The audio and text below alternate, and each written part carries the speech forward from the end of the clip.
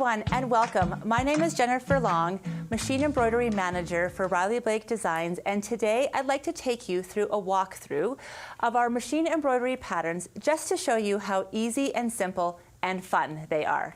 All right, let's get started. So the first thing you're going to need to do is grab your USB. We are going to walk through on this machine embroidery USB, but they are all set up the same.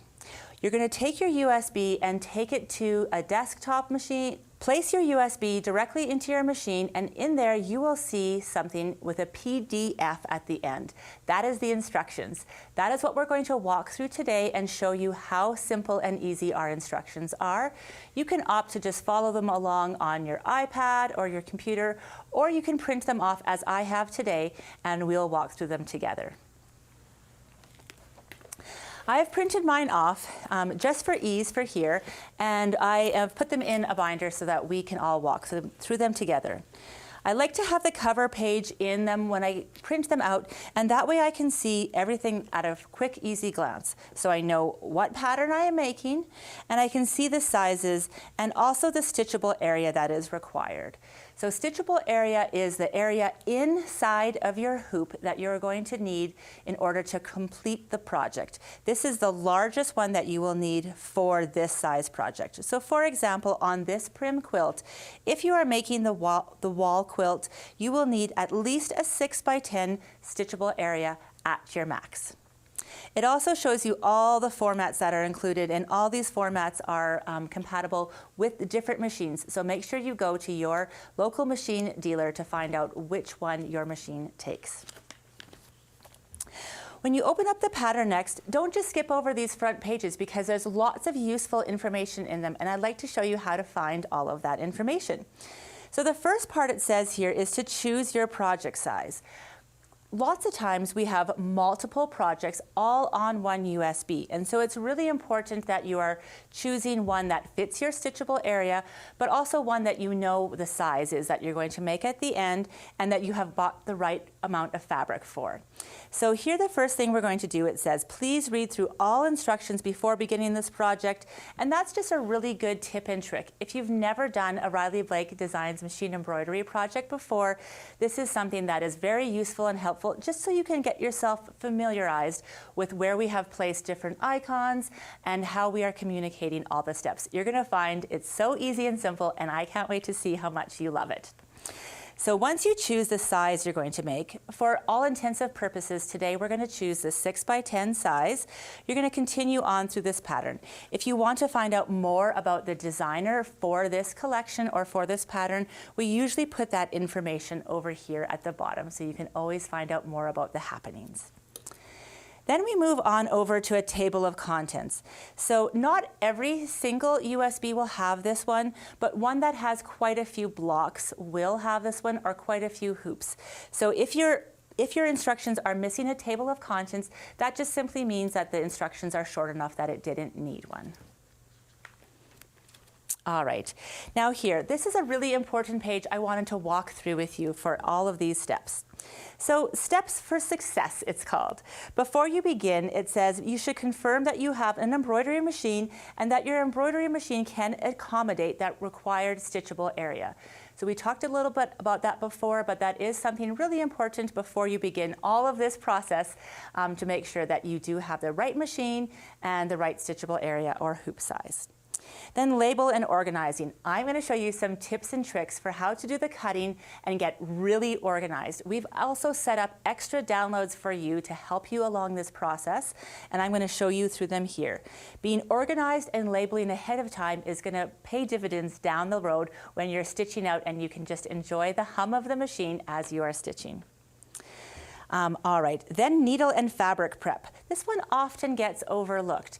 So when you are, right before you begin, it's always recommended that you do insert a new embroidery needle into your machine, especially if you're about to do a large project. A small needle can make all the difference in some fraying and techniques that are happening throughout the projects, and you want to have best results. You're going through all of this work, so take that little time to change your needle and prep your fabric.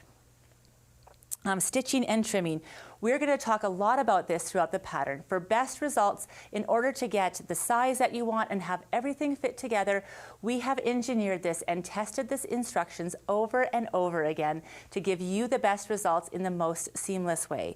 So do take the time to do all of the trimming that is required, and we'll show you how fun and easy it is and how we've set that up.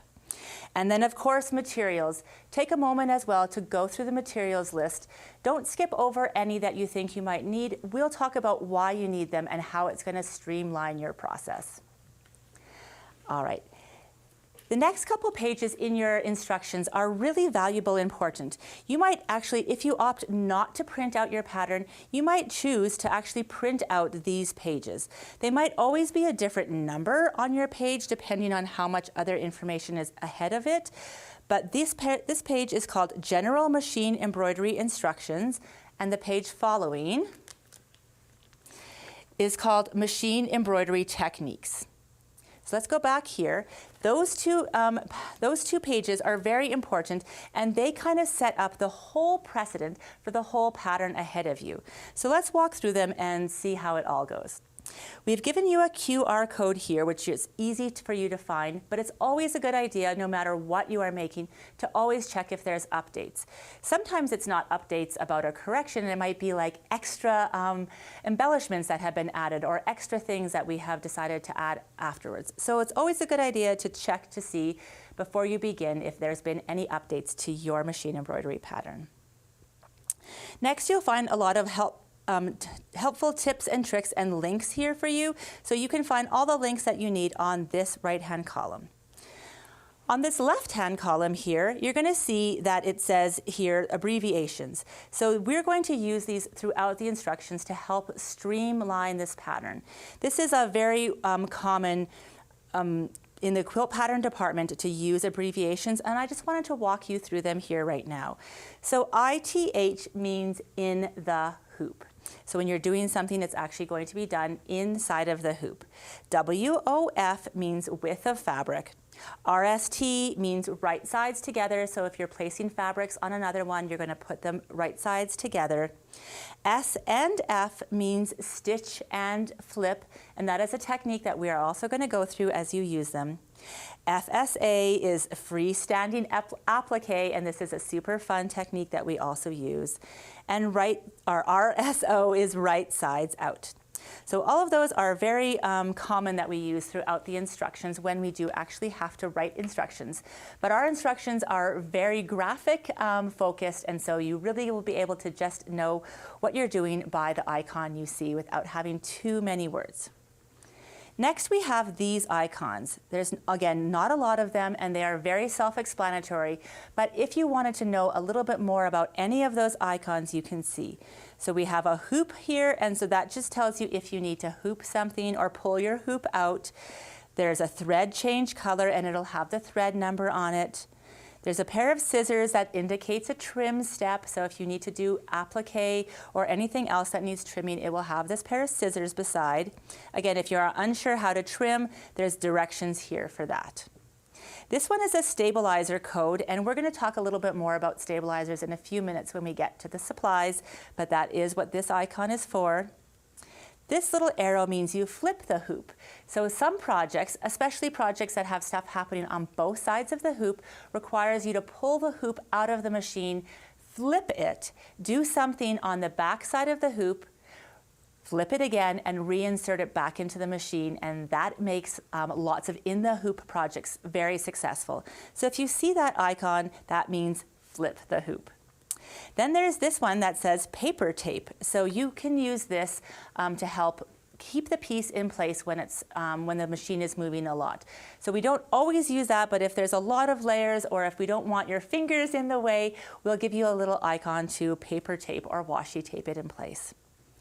The little hands mean it's an action step. So quite often in machine embroidery, the machine is doing the majority of the work. So there'll be machine numbers that correspond. But sometimes we are required to do a little bit of the work in order to get the results that we need. And if it's an action step, it will have two hands, and that means that it's our turn to do something.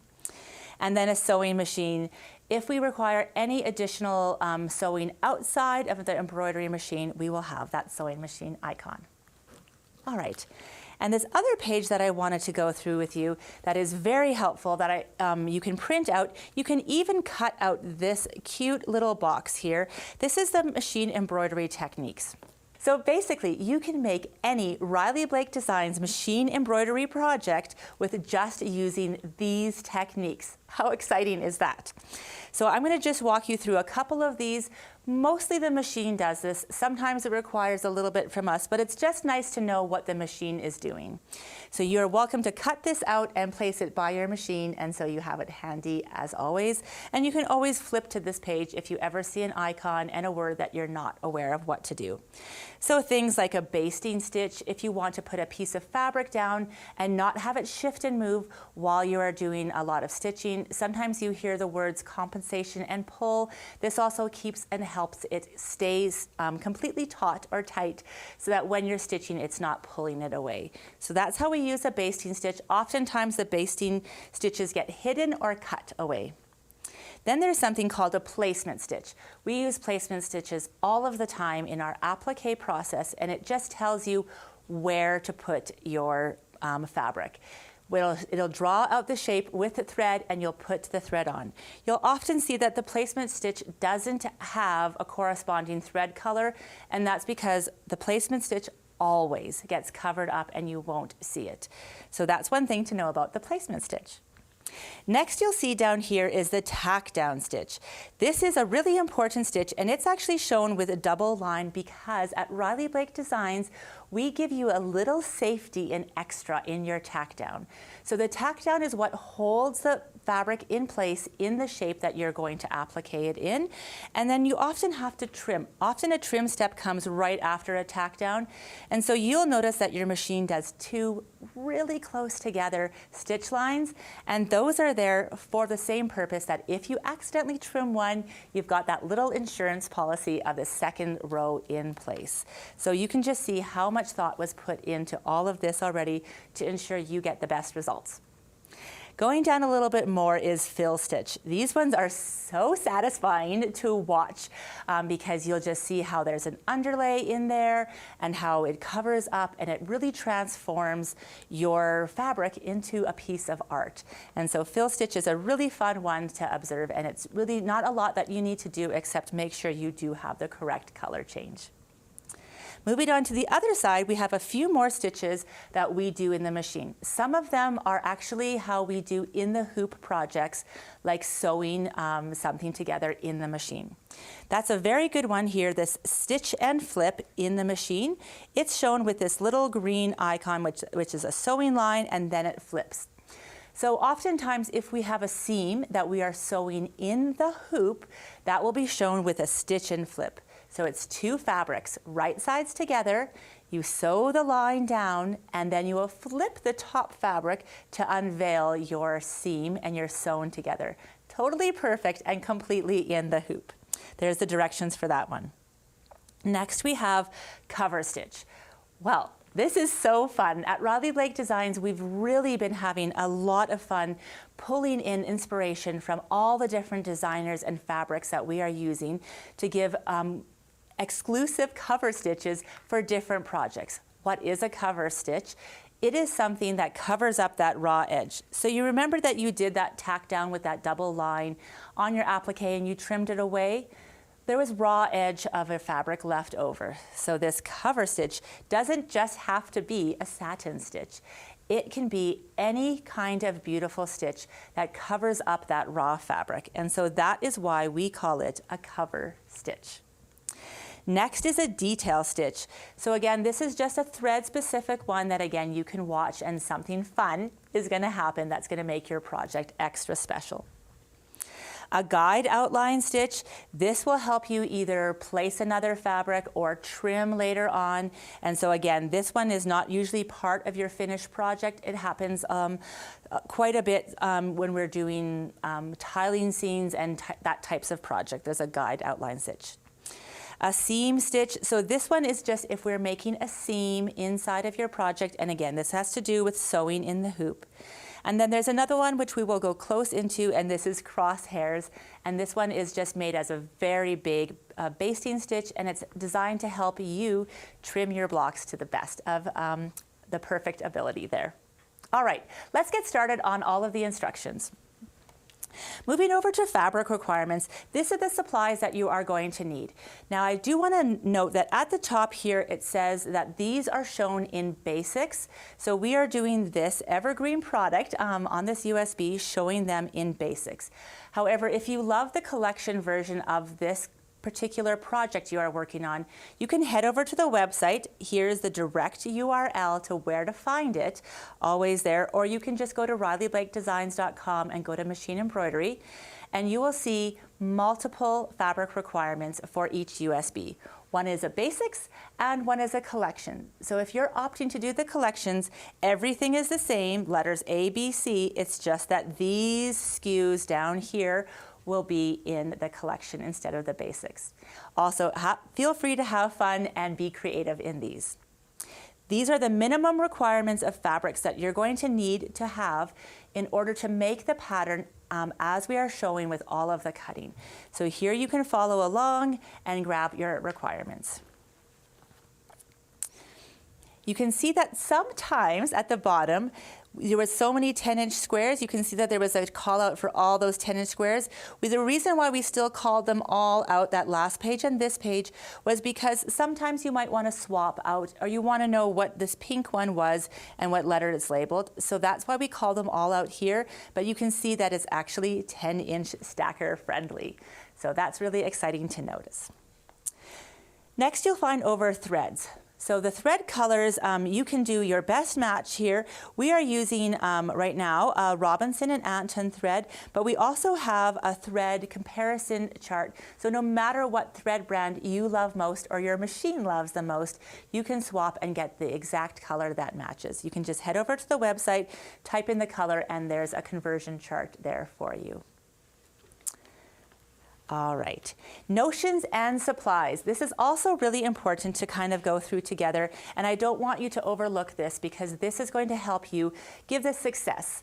So often we think that the things we can't see in a project don't matter, but oftentimes it's the things that are inside that matter the most, that will give you the best quality of stitches, that will give you the best product and outlay. So let's take a look at what's involved here in the notions. So we need a basic sewing and machine embroidery supplies, so anything that you might need for your embroidery machine. We are telling you that a sharp 75 by 11 needle is what we're recommending for your embroidery machine, and we did recommend that you change the needle at the beginning of every project. Then we have all of the stabilizers that you're going to need. Every project is different on what stabilizers that you need, but we highly recommend that you follow along and use the correct stabilizers for the best results for each hooping. I want to just put this book down and just talk to you about stabilizers for a minute. On the website, which you'll also find the URL there, we have this. So this handout is something that it's like, again, an easy, quick guide for you to find your stabilizers. We have discovered that there's about 9 stabilizers that can kind of be used on almost every single project. We have color-coded them to look like this. We also have this chart here, and this is a chart on RBD recommendations. So of course you can choose the no-show mesh, for example, that you love the most. However, if you want to get the exact results that you see at Riley Blake Designs, we are showing you which product we used right here and for which different types of project we used. So if we're using that example of no-show mesh, we use the sulky, soft and sheer right here, and we use it for dolls, we use it for stitch and turn, and we use it for in the hoop zipper bags. So it kind of goes on like that, just so you can kind of see the process. And then what I like to do is I actually like to cut up all of that sheet. I like to print it out and cut it up, and I like to tape these to my bolts. I have bolts of stabilizers at home, or maybe you have rolls, or however you keep your stabilizers, but once you take the packaging off, they all look close. They all look the same and they're all white. So it's really nice if you would like stick these on, and then it's really easy because then when you go to grab your pattern, It will just show you this dark green heavy weight here, and your bolt will already have that on there. So you're set up for success. Next, you'll be going down here, and we are recommending using design boards. I'm going to show you how I love to use design boards to keep me organized and keep my machine embroidery humming and moving along, which is what we want to hear it all the time. So a little bit of extra prep work at the beginning helps keep that machine humming all day long. Paper tape, we use paper tape or washi tape to help keep our fingers out of the machine for safety and also hold things in place. Of course, if it's a quilt, it might have things like batting, or it might have stuffing. If it's a doll, different kinds of things. We have a little bit of few extra things, but this is what I really want to point out to you here. So our blocks in this quilt will be required to be trimmed to an exact size. And we will just tell you no matter what size you're making, so this is why we had you choose your project at the beginning, your size. Let's say we're making that 6 by 10, it'll tell you what size rulers I need and for which blocks we need them. So that's really important, and that way you don't have to go and get every single ruler that's on the list, just the ones that you need for your project. All right. Next up is cutting instructions. All right, I love to do these cutting instructions, and we're going to walk you through why. We're going to give you some examples of how to do it, and I will walk you through just how actually fun, relaxing, and easy it can be. I'm going to turn this pattern around so I can see it, and we're going to get started. So on the first one it says fabric A, which is lettuce here. We're going to cut one 3x3 square for the shaker boxes. Now you might be thinking, how can I cut this and know where to put it and have all these pieces at the end? Well, we thought of that too. So if you go back to your USB, there will be something called a block guide. And you can print that out, and it looks a lot like this depending on what project you have. So your block guide, you will cut out each of these, and then when you're cutting out your fabrics, you will have these laid out maybe on a design board, one for each of them, and as you cut your piece of fabric, you just allocate it to the right block. This is a little bit of extra prep work, but you will thank yourself at the end, because at the end you have a design board for each hooping that you are doing, and then all you need to do is sit down at your sewing machine or your embroidery machine, grab your first design board, grab your first instructions, and start following the instructions. All right, so I did pre-cut a couple of them already, and I'm just going to show you how I would do this one. So again, I'm going to take one design board, and I'm going to do my fabric A. I've already cut it 3x3. And I'm going to put it on here on my design board, and it's for the shaker boxes. And I have the shaker box label here, and it looks like this. There will be more fabrics that we need, obviously, for this block, but right now I'm just going through that first fabric, and that's all I need. So I'm going to take that one and set it aside. Then the next one, it says, I have another design board here, and it says cut 3 2x6 rectangles. But then it says one for each of the following. One for the step D block, so we have a prim step D. So in this quilt, we actually are doing some of the sewing in the hoop as well. So these steps are actually done in the hoop. You can actually see exactly where this fabric is being used. It's right there. And so I know that this B fabric, which I've already labeled, is already set up for prim steps D. And I'll get that one set up right on top. And I'll continue in this process as I'm going. So again, step H, has one B rectangle. This is actually so fun if you love organizing. And then the other one is step N, one B rectangle. Good. Then we'll do a little bit of the next one, just so you can kind of really feel how this feels to get going on this project. Next on fabric C, so this is the C glass print, that's this one that's left here. I'm going to cut one 2x7 rectangle for the step G.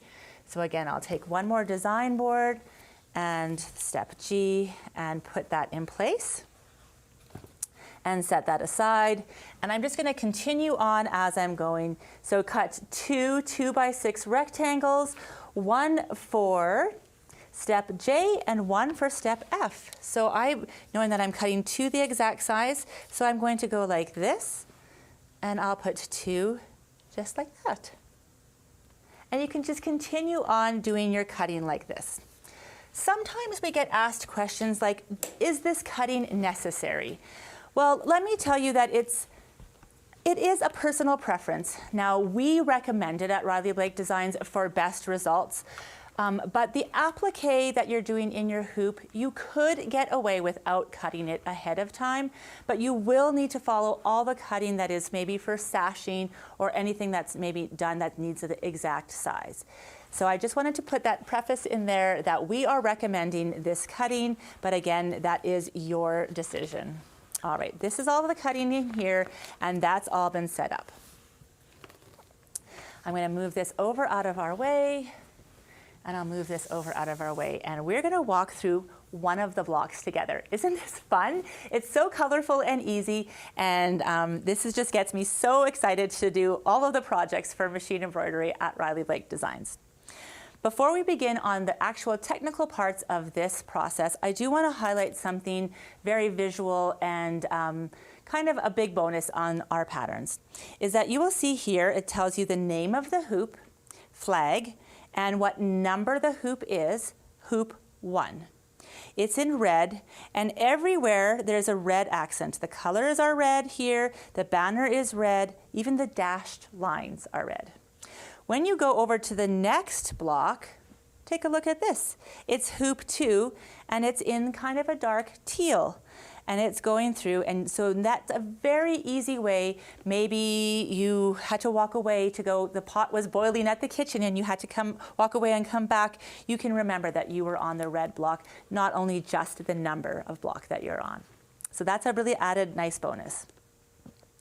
Now we're just going to walk through what every Riley Blake Designs machine embroidery instructions looks like. Again, this is just a sample that we're showing you here. So on this one, you're going to see that this particular one has 3 options for sizes. We have a wall quilt, a lap quilt, and a throw quilt, which at the very beginning of the pattern, you already chose what size that you had, and you've already done the cutting to your size. We are just showing you that it's continuing on over here. This is an image of the block that you're about to make over here. And again, this is that lovely chart that we just talked about at the beginning. So if you ever can't remember what one of these are, you want more detail, you just flip back to the beginning and go through all of that instructions on what those are. But it's kind of a handy little chart, and it's at the top of every new block section, just so you can see. All right, then we have this. This happens before there's any numbers. So something's happening that you need to do before you start your machine. In this case, it is the hoop icon. So you're going to do something to your hoop. And in this case, it's telling you exactly what you need to do. So we're using our heavyweight tearaway. I already found it from my sample here that I had it ready to go. And we're using this fabric, PP, for the flag hoop blocks. So I would bring my design board here that was from flag block hoop 1, and I would find my fabric that was PP. I would hoop it into the hoop, so it's actually showing you that it needs to go in the hoop. Sometimes we like to float that and think we can use less fabric, but I do want to call out that oftentimes, especially when there's a lot of embroidery detail, best practices is always to hoop your fabric as well. When you hoop your fabric into the actual hoop from the top and bottom, you get even compensation and pull on all of the sides of your fabric. And so when the needle is going through so many times in so many directions and you're layering it over and over again, you're actually not having that fabric kind of shrink in on of itself. So you're keeping that nice stretch in the fabric as you're doing it. So we highly recommend this way. Just in case, because that's like sort of something specialized per how to hoop, we do give you the written instructions on how to do that right beside it. Then the fun begins. All right, these numbers always correlate to your numbers on your machine. So if you see step 1 on your machine, you know that it's going to correlate to what's happening right here. Now remember, again, it has this little line, but we'll always put the word so you can see what it is. It says placement line. There it is again, placement line. And if you forget what placement line is, you can just hop back and read what a placement line is. Notice that there's nothing underneath here, and that's because, like we said earlier, is you don't need a specific thread color. It's just showing you where in your hoop your next piece of fabric is going to go, where you will place it. And so in that case, we don't need to have a specific thread color, so we won't call one out. At Riley Blake Designs, we have to change the thread color, or we change the thread color here on the top just to show you the placement line will always be in this red, just so it becomes like a visual knowledge for you to sort of see that, but it doesn't mean that you need to have a red thread there. That's why there's no thread bobbin as well here. Also, you might wonder why your machine is interpreting this step with a thread color. And the reason for that is because in order for your machine to have a step, every step is considered a color change on a single needle embroidery machine. So on any home embroidery machine, that's how you get the different steps to happen, by actually changing colors. But it's really important that you follow the pattern along to know what thread colors there are and to know if you need to put a thread color, because machines can interpret, they only have a limited color palette, so they can interpret thread colors differently as well. So always check with your instructions that you're following. All right, so we've just done the placement stitch. We've done that on that piece of fabric, that PP that we've put inside there. Easy as it can be. Next it is a tack down. So we're going to tack something down on step 2 with II. So with this one here, right here, we're going to put that fabric down that we've already had pre-cut from our design board, and we will place it down in place. It says place fabrics right side up. So you're going to put it right side up, and you're going to do that double row. This is what this line is, that tack down, that double row around there. The next step, now it doesn't have anything, it doesn't have a number, so that means that we are required to do something, not the machine. On right here, it says that you need to do a trim step. If you're not exactly sure how to do the trim step, then again, come back over here and read how to do it. We do give you enough overage. We usually try to give you a ½ inch on all sides so that you have enough to really pull your fabric tight. When you're doing a trim step, it's nice to pull the fabric tight and get your curved applique scissors in there so you can go as close as you can. Remember, we've given you that insurance policy stitch. You have 2 stitches there on purpose so that if you accidentally trimmed the first one, you have the second one there. So try to get as close and tidy as you can. Then we go on to step 3. It's a placement stitch again, so same as above. Tack down stitch with another fabric, same as above. So far, no thread colors matter because everything is still underneath. And then another trim step for here. So that was 2 applique pieces you did. But then you can see that something different has happened below. So in step 5, we have the very first thread color on a cover stitch. So it's actually going to cover this piece of fabric with this red cover stitch. It's called a cover stitch and not a satin stitch, remember, because we use all kinds of wonderful designs into our cover stitch. So it's just covering the raw edges. Continuing on, they have a fill stitch that's happening right in here, and then we have another thread color change that does another cover stitch. So you kind of continue on. We have decorative stitches, and you're just changing thread colors and really watching the magic of the digitizing at Riley Blake Designs. We pride ourselves in amazing digitizing at Riley Blake Designs. We have our own in-house digitizers that work with us every single day to get beautiful results. We have a testing team, and as you can see, a beautiful instruction team that works hard on making sure that all of these projects are beautiful and fully aligned at Riley Blake Designs. All right, next up, we just continue on. This is where all of the fun is happening in this pattern, so we're just continuing switching colors and going through everything. I want to call out that when this is done here, there's still an important section to apply, so we're going to walk through this section right away.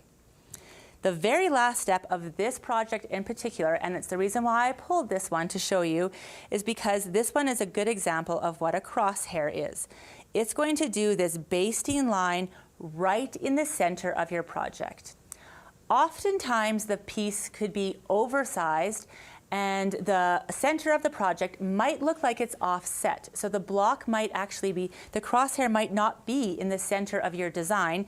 The crosshair might be, let's say, slightly up here because the design actually has a lot of white space above it on the block. So trust that we are putting this crosshair in the correct spot that will be the center of your trimmed block. So don't omit this step. All right, then you're going to go through these 5 steps at the bottom, or however many there is here, and this is going to get you the best results that you can get for each block. You've done all of this work, so let's walk through this. It tells you to remove the block from the embroidery machine. That's number 1. Number 2, carefully move away the tearaway stabilizer.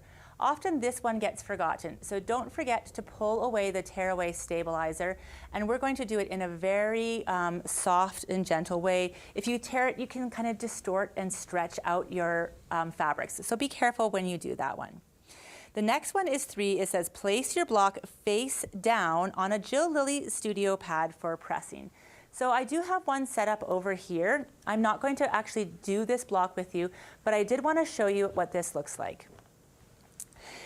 Jill Finley designed this wonderful Jill Lilly pressing pad, and it's actually for her hand embroidery, but we found that it's just magnificent for machine embroidery for these reasons. When you place your machine embroidery stitches down, face down on it, it lets this material absorb the beautiful stitching and without crushing it and pressing it under a hard pressing mat. So this way you can let your stitches kind of relax into this product, and then again you will just press on the back side of it to get a nice flat even block. You want to make sure you're not pressing away and just going up and down on your machine, on your back of your block, so that you're not overly stretching it out of the way. We just want to get it nice and even and relaxed after pulling that stabilizer out. Okay, we are almost there. You're doing so good. These are just tips and tricks that are going to take your embroidery projects literally to the next level. So I cannot wait to see. All right, step number 4 here, it says center those crosshairs on your block. So those crosshairs, like I explained before, are designed to be the center of your block. It might have looked like it's not in the center of your block on your design, but it will be in the center of your finished block. Then you're going to take the corresponding trim it ruler and trim it to that size. So I have the sizes that we need for this project right here. And because we're doing this 6 by 10, we need that 6.5 by 6.5 block. You can see how this trim it ruler already basically has a crosshair in it. All you need to do is line up this crosshair exactly with the one that you stitched out, and then trim all the way around your block. Any excess goes away and you have a perfectly sized block. Don't omit this step. This is going to give you the success of putting your whole quilt together at the very end. All right, and then the last step is to gently remove those basting stitches. So those crosshair basting stitches that were down through the center, now you can gently remove them. Maybe you want to take them from the back and just like gently pull them out, and they'll just come out. They're a really wide, long stitch. Then it says your flag block is complete and you can label and set aside. So remember you had all those great block labels before? They're coming into use again. Obviously in this quilt, this block in particular is like a pretty obvious which one is the flag block. But maybe not so obvious if you have multiple star blocks, or if you're making a structure and you don't know if this is the left side or the right side. So it's always a good idea when you have finished one of your hoops to use the labels and label it so you can just set it aside, and when you go to set it together and finish your project, you have all the right pieces and all the right sizes. Excellent. I'm going to fast forward through all of these blocks all the way to our setting instructions, just to give you a little taste of what that looks like.